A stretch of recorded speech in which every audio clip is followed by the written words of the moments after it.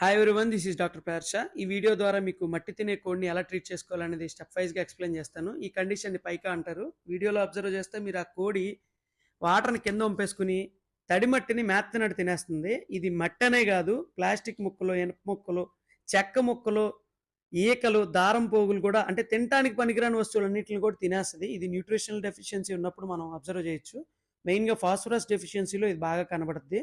దీన్ని ఎలా ట్రీట్ చేసుకోవాలంటే ఫస్ట్ ఆఫ్ ఆల్ మనం దీనికి కింద మట్టి గాని ఏమి తినటానికి పనికిరాని వస్తువులు ఏమి దొరకకుండా కింద ఒక టార్పాలిన్ సంచి గాని, గ్రీన్ మ్యాట్ గాని వేసేసి నేను ఇప్పుడు ఒక ఇంజెక్షన్ చెప్తాను. అది 3-4 కేజెస్ ఉన్న కోడికి 0.7 ml 5 డేస్ చేయాలి.